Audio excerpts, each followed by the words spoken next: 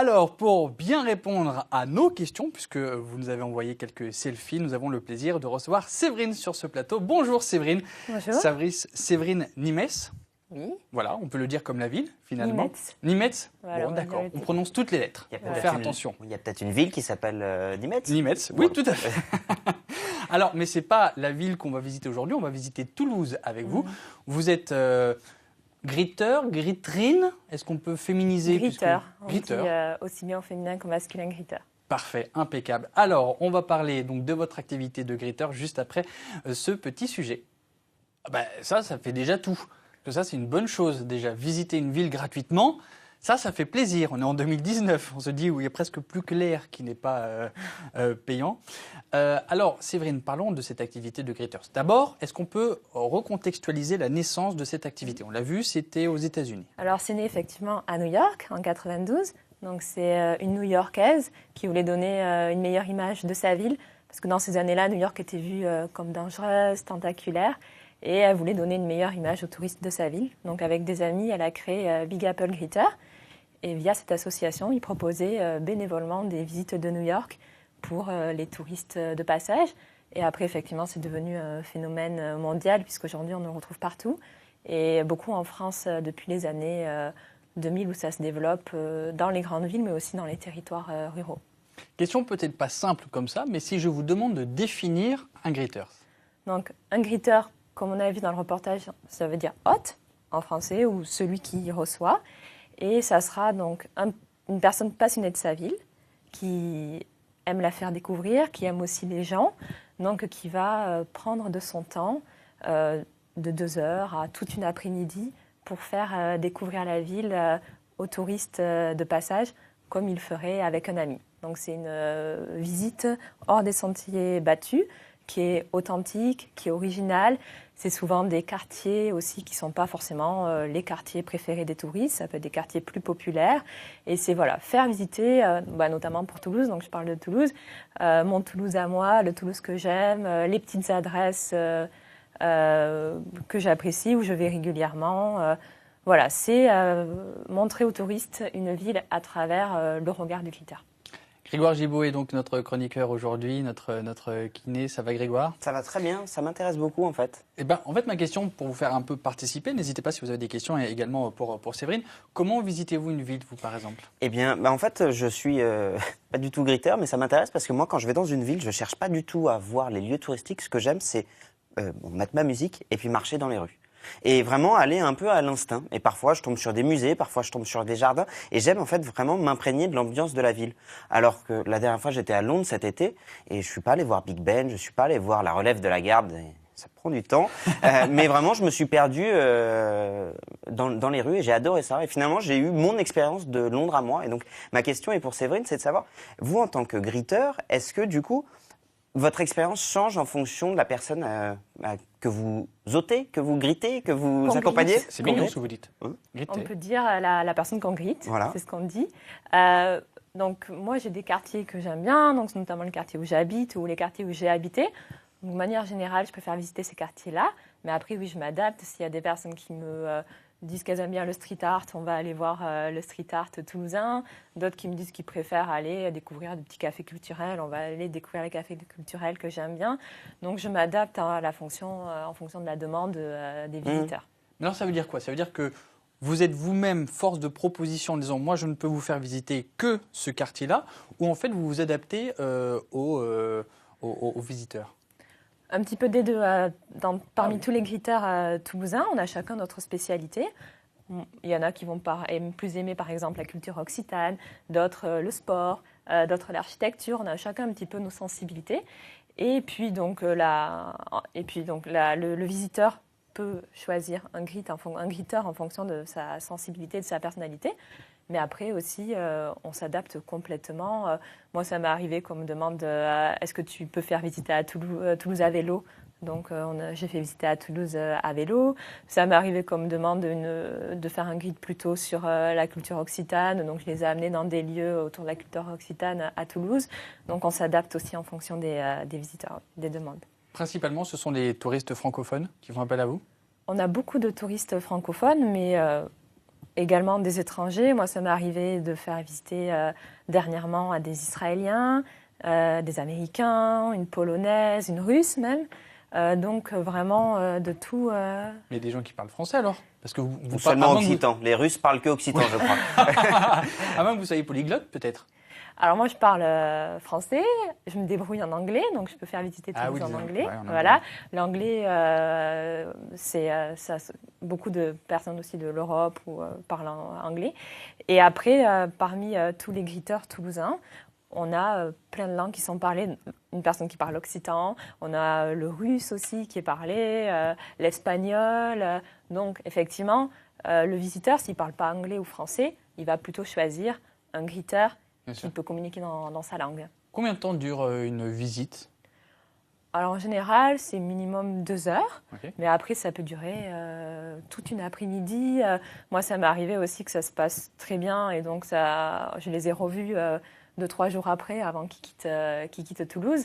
Donc voilà, parce qu'après ça crée des amitiés aussi. Donc il y a une base. Il y a une oui. base, on va dire 2 heures, 2 et heures, après la ça base. peut s'étirer en fonction si ça se passe bien. Et on peut même passer la soirée ensemble avec des bons plans restaurants. Oui, c'est ça. Complètement, on peut passer l'après-midi ensemble, continuer sur la soirée, ou même se voir encore après le séjour de la personne, puisqu'on se quitte souvent en amis avec les personnes qu'on rencontre. Combien de personnes peut composer le groupe? Alors là, il y a une charte, effectivement, à laquelle on est soumise, la charte de France Greeter, et c'est 6 personnes. D'accord. Voilà. Max. 6 personnes maximum, oui. Donc vous avez pardon, Mickaël. Vous avez un site internet en fait où on peut vous retrouver? Alors il y a le site internet France Greeter, où là vous allez retrouver toutes les structures qui proposent les greeters en France et voilà, partout en France. Et après, nous, on a le site Toulouse Greeter, où là vous pouvez retrouver le profil de chaque greeter et aussi voilà, demander un greet. Alors, ce qu'on va faire, c'est qu'on va poursuivre maintenant cette interview, mais ce n'est ni Grégoire ni moi-même qui allons vous poser cette question, c'est notre téléspectatrice. Bonjour, je suis Fekia Heré de Castres-Mazamet. Je travaille dans le tourisme. J'ai entendu parler des greeters. Comment les touristes peuvent-ils être sûrs que la personne qui leur fait visiter est une personne de confiance? Alors, Séverine. Oui. Alors, avant de devenir greeter, on passe une sorte de mini-entretien ou plutôt une rencontre. Donc, la personne qui veut devenir greeter va aller sur notre site, dans la rubrique « Deviens un greeter » et va donc solliciter le fait qu'elle veut devenir un greeter. À partir de là, on va proposer une rencontre avec elle, souvent autour d'un café, dans un café toulousain. Et là, on va voir si la personne, elle est motivée, si elle est apte à devenir greeter. En général, ça se passe très bien parce que les personnes qui nous contactent sont déjà des personnes qui sont très intéressées et qui aiment Toulouse et qui aiment partager. Et donc, suite à cette rencontre, on dit oui ou non, voilà, si on intègre ou pas la personne dans l'association. Donc il y a quand même une vérification qui est faite pour voir si la personne est vraiment de confiance. Oui, parce que Grégoire, vous pouvez vous balader à Londres avec vos écouteurs dans l'oreille pour jouer les touristes, mais vous pouvez vous-même devenir greeter. Exactement. C'est à la portée de tous. Mais je pense que je passerai pas l'entretien d'embauche sur le quiz de Toulouse. C'est-à-dire parce qu'il y a un quiz, j'imagine, Non, quand même, y a si on pas vous de demande si le quiz musée des sur, Jacobins a été bâti en 1765 ou en 765, non? Non, justement, on n'est pas du tout des guides conférenciers. Tu peux. Je suis nul au niveau des dates, c'est ça, Mickaël? C'est pour ça que vous riez? Non. Mais moi-même, j'ai pas la réponse, vous savez. C'est vrai? Je l'ai pas. Non, Ah pas la réponse, c'est donc, vrai, c'est une bonne réponse, c'est une bonne question. Oui, vous devriez jouer des touristes lambda. Il suffit d'aimer sa ville et de connaître des bonnes petites adresses et d'aimer la faire partager pour être un greeter. Il ne faut pas forcément connaître des dates clés sur la construction des Jacobins. Non, il faut juste avoir envie de la faire partager. Mais quelle est votre motivation? Parce que vous l'avez dit que vous êtes totalement bénévole. Ça veut dire que vous prenez de votre temps, vous ne touchez pas d'argent. Quelle est votre motivation à le faire? Alors, notre motivation à tous, c'est que déjà, on aime Toulouse. Moi, je suis toulousaine, j'adore Toulouse, donc j'adore l'histoire de Toulouse, les petites anecdotes de la ville, les petits secrets de Toulouse. Et après, j'aime beaucoup aussi rencontrer des gens. J'ai beaucoup voyagé à l'étranger via le tourisme alternatif, donc j'ai voyagé moi aussi via les greeters, via d'autres types de tourisme alternatif. Et les gens là-bas m'ont énormément donné, donc j'ai envie de donner un retour dans ma ville. Et puis, rencontrer une personne de Russie ou d'Israël, comme je disais tout à l'heure, dans sa ville, c'est un voyage en soi. Et donc moi, ça me fait voyager de rencontrer les greeters dans ma ville. Alors moi, j'ai une question un peu naïve. Ça vous arrive d'avoir des Toulousains qui font appel à vous? Parce que c'est vrai que moi, pour le coup, je ne suis pas né à Toulouse. Ça fait 5 ans que je suis là.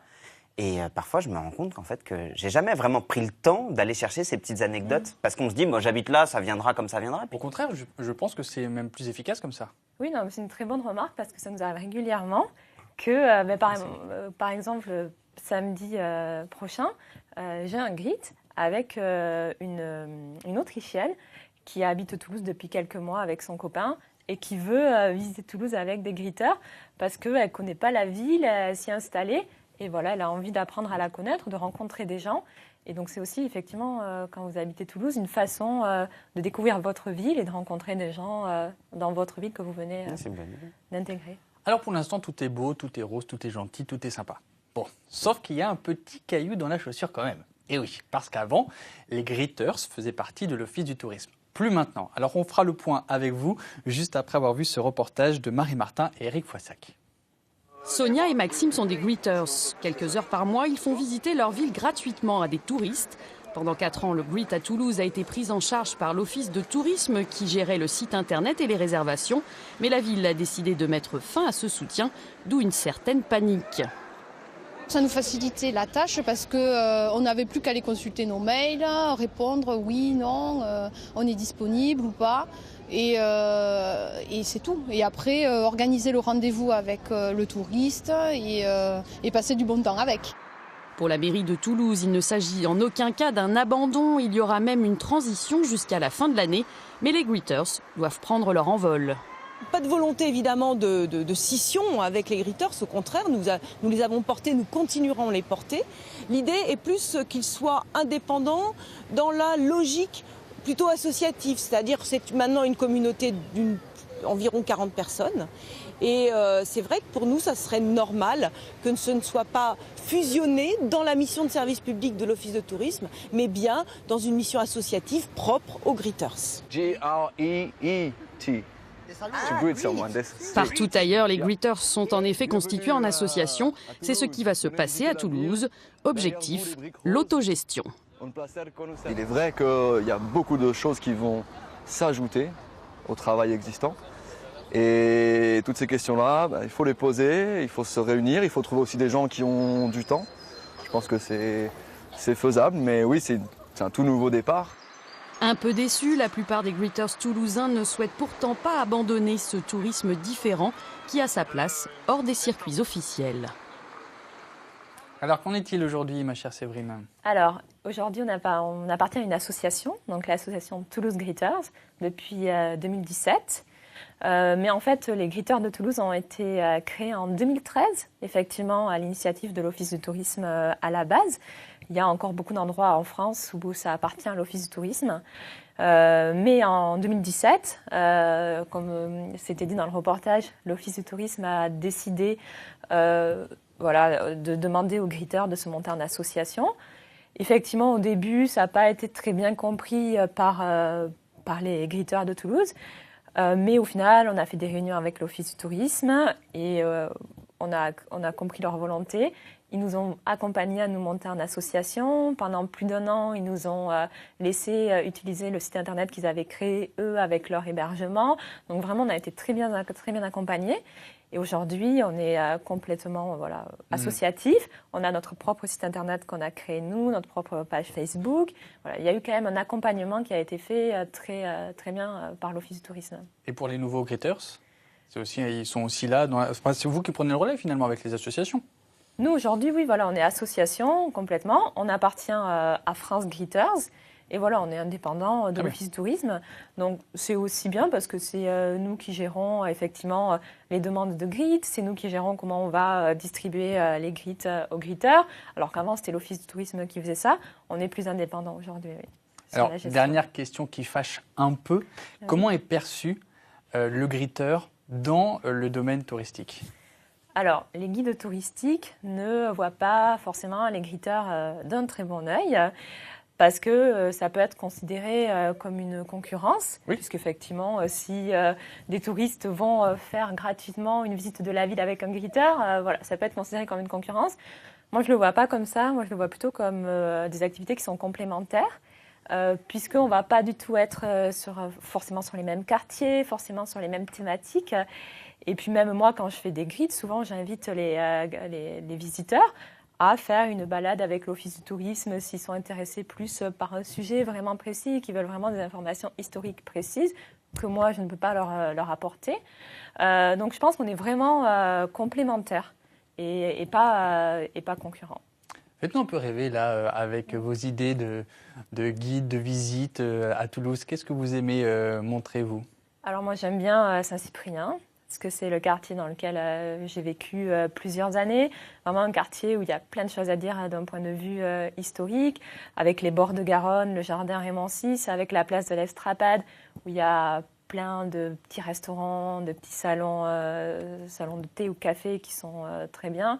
Donc pour en citer, il y a par exemple Cacaophage, où j'aime bien amener les touristes, prendre un chocolat qui est fait sur place et acheter des petits bonbons au chocolat qui sont faits sur place. Après, il y a la Toupine aussi, qui est un café culturel occitan également à Saint-Cyprien, où il y a plein d'événements qui sont organisés autour de la culture occitane. Ou encore le Taquin là, aux Amis Dauniers, qui donne sur la Coulée Verte, un ancien canalé qui était le canal de fuite des Moulins du Bazacle. Donc voilà, les Amis Dauniers, Saint-Cyprien sont des quartiers où d'un point de vue histoire, d'un point de vue café, il y a plein de choses à découvrir. Et j'aime bien aussi les amener faire du vélo en bord de Garonne, le long du canal du Midi. Ça permet d'aller plus loin, de découvrir plein de choses. Alors si nos téléspectateurs nous regardent, ou même pour Grégoire, qui visiblement a envie de visiter Toulouse, comment faire pour solliciter un griteur? Alors, il faut aller sur notre Et comment le site. choisir? Comment le choisir? Donc, il faut aller sur notre site internet, donc toulousegreeters.fr. Et là, effectivement, on va dans la rubrique demander un griteur. On peut soit faire une demande générale, soit demander plus particulièrement un griteur, parce qu'il y a la photo de chaque griteur sur notre site avec nos sensibilités, nos préférences. Et donc, si on préfère tel sujet, on va plutôt choisir tel griteur. Et donc là, on peut solliciter un griteur. Après, voilà, si jamais vous demandez telle personne, vous n'aurez pas forcément un griteur avec telle personne si elle n'est pas disponible. Donc, on est 35 griteurs, Et du coup, parmi ces 35 griteurs, ça peut être un autre qui vous sera proposé. Alors moi, Mickaël, merci de m'avoir posé la question. Moi, c'est la place de la Dorade qui est mon endroit préféré à Toulouse. Et donc, typiquement, si moi, je voulais revoir ça et avoir les anecdotes, vous auriez quelqu'un sur le site à me conseiller où ce serait son quartier préféré? Dans ce cas-là, c'est plutôt le griteur qui va, après que vous ayez fait la demande, qui va vous contacter. Et là, vous dites au griteur, j'aimerais bien découvrir la place de la Dorade. Et si le griteur, il connaît la place de la Dorade, il peut vous y amener. Et puis, vous parlez de cette place. Mais s'il ne la connaît pas, dans ce cas-là, ça sera lui aussi qui sera force de proposition. Donc, c'est un réseau aussi, finalement, les Griters? Oui, c'est un réseau. Vous vous entraidez?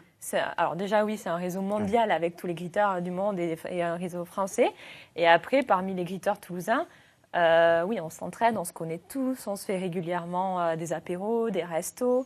Parmi les griteurs, il y en a beaucoup qui sont devenus des bons amis à moi. Donc c'est vraiment un vrai réseau, on rencontre des gens passionnés, qui aiment les autres. Donc c'est des belles rencontres. Allez, on redonne le site internet si vous voulez visiter Toulouse avec un griteur, parce qu'il ne faut pas mettre de S quand c'est du singulier finalement. toulousegreeters.fr pour donc solliciter les griteurs de Toulouse, mais j'imagine qu'il y en a beaucoup dans l'Occitanie, en France. La France fait partie des meilleurs pays, je crois. Effectivement, en France, il y a énormément de structures qui proposent des griteurs. Il y en a une 50aine, il me semble. Là, il faut aller sur France Griteur. Et là, vous avez accès à une carte où vous pouvez voir tous les griteurs qu'il y a en France. Y compris dans les milieux ruraux. Et c'est ce que je disais, oui, y compris dans les milieux ruraux, parce qu'on a tendance à penser que c'est dans les grandes villes, Paris, Toulouse, mais il y a également à la campagne des griteurs qui vous font visiter les villages, la campagne. Donc voilà, partout en France, vous avez vraiment le choix pour visiter notre beau pays. Merci beaucoup Séverine d'être venue nous parler des griteurs sur ce plateau.